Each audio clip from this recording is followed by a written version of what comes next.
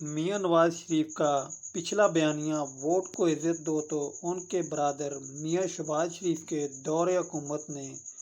کمر توڑ مہنگائی کے بلڈوزر نے سٹکر بنا کے رکھ دیا۔ آخری دنوں میں کتری ہوئی پارلیمنٹ نے جس تیزی سے ووٹ کو عزت دو پر کام کیا، اس کے فوراً بعد 90 دن کی آئینی مدت نے انتخابات کا انعقاد اور کسی جماعت کو وارا کھاتا ہو مگر مسلم لیگ نون کو ہرگز نہیں جچتا۔ لہٰذا نہ تو پنجاب اور خیبر پختونخوا اسمبلی کے انتخابات ہونے دیے گئے اور نہ ہی اب ووٹ کو عزت دو کا بیانیہ بھولے بھالے ووٹروں کو شرطیہ نئی کاپی بنا کے بیچا جا سکتا ہے۔ چنانچہ اب ایک انقلابی لائن ڈالی گئی ہے کہ جب تک سابق سپہ سالار جنرل قمر جاوید باجوہ، سابق ISI چیف جنرل فیض حمید اور سابق چیف جسٹس ثاقب نثار اور آصف سعید کھوسہ کو ایک منتخب حکومت برطرف کرنے کی سازش رچانے کے جرم میں کٹہرے میں کھڑا نہیں کیا جاتا، ملک آگے نہیں بڑھ سکتا۔ آدھی نون لیگی سمجھتی ہے کہ یہی لائن انتخابی گیم چینجر ثابت ہوگی، جبکہ میاں شہباز شریف سمیت باقی نون لیگ کا خیال ہے کہ میاں صاحب جن کی 1992 سے آج تک از خود نامزد کردہ کسی بھی سپہ سالار سے نہیں بنی، ایک بار پھر پارٹی کو چوڑے میں مروائیں گے۔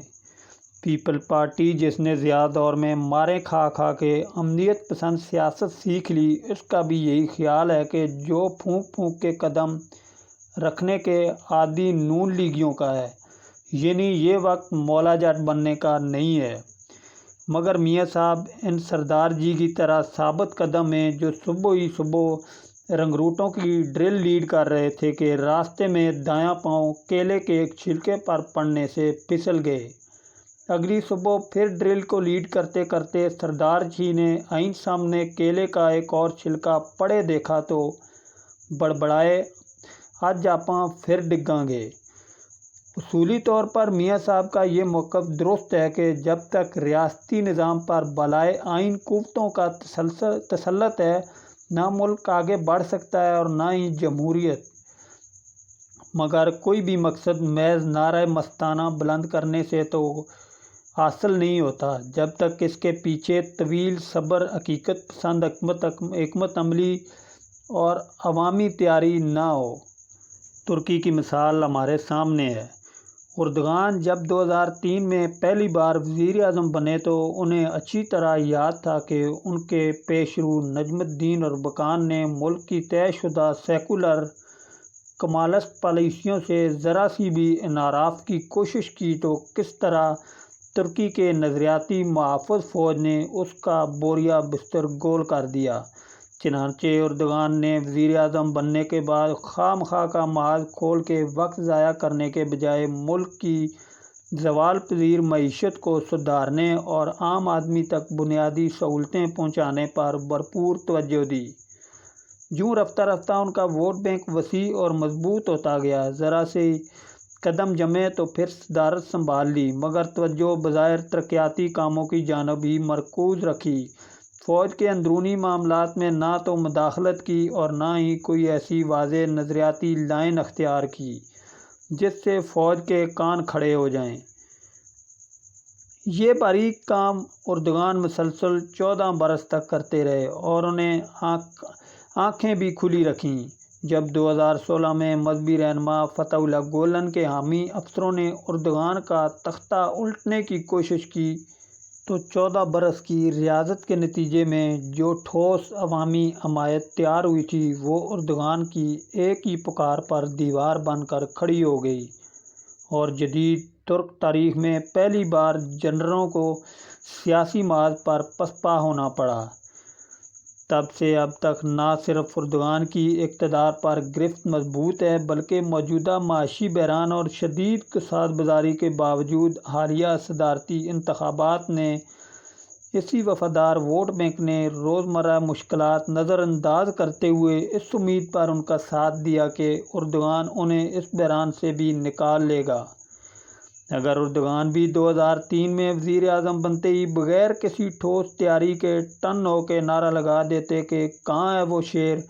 جس کے دانت نکالنے ہیں، تو آج نہ تو اردگان ہوتے اور نہ ہی ان کے دانت، بس شیر ٹہل رہا ہوتا۔ سویلین کے پاس نہ بندوق ہوتی اور نہ ٹینک، ایک دماغ ہی ہوتا ہے، اور اگر دماغ بھی زیرک نہ ہو تو پھر ہوم ورک کیے بغیر جس طرح جنرل پرویز مشرف پر آئین کے آرٹیکل 6 کے تحت کچا ہاتھ ڈالنے کی کوشش کی گئی اور انہیں جس چاپک دستی سے انہی کا ادارہ میاں صاحب کی نظروں کے سامنے مکھن میں سے بال کی طرح نکال کے لے گیا، اس سے کچھ تو سبق حاصل کرنا چاہیے تھا۔ ضرور ایسے طالع آزماؤں کو انصاف کے کٹہرے میں ہونا چاہیے جنہوں نے اس ملک کے ہر ادارے کو غریب کی جورو بنا کے رکھ دیا، لیکن اگر آپ جس سپہ سالار کی مدت ملازمت میں توسیع کے لیے پوری پارلیمانی پارٹی کو حمایت کا حکم دیتے ہیں اور پھر انہی جنرل صاحب کے ریٹائر ہونے کے بعد بھی اپنے برادر خود وزارت عظمیٰ کی مدت مکمل ہونے کا انتظار کرتے ہیں اور اس کے بعد احتساب کا انقلابی نعرہ لگاتے ہیں، تو سوائے اس کے اور کیا ہوگا کہ مسلم لیگ نون جو 16 ماہ کی فرشی وفاداری کے عوض پھر سے انتخابی گیم بنانے کی کوشش کر رہی ہے، اس پر بھی پانی پھر جائے۔ اگرچہ الیکشن کمیشن نے انتخابات جنوری میں کرانے کا عندیہ دیا ہے، لیکن خوف ایسی نامراد شے ہے جس نے ضیاء الحق کو بھی 90 دن کے پاجامے میں غیر جماعتی الاسٹک ڈال کے 10 برس تک کھینچنے پر مجبور رکھا۔ اس ملک کو یہاں تک پہنچانے میں جتنا کردار کورچشم طالع آزماؤں کا ہے، اس سے زیادہ بڑا کردار کامن سینس کے قاصد زدہ موقع پرست ملنگوں کا ہے۔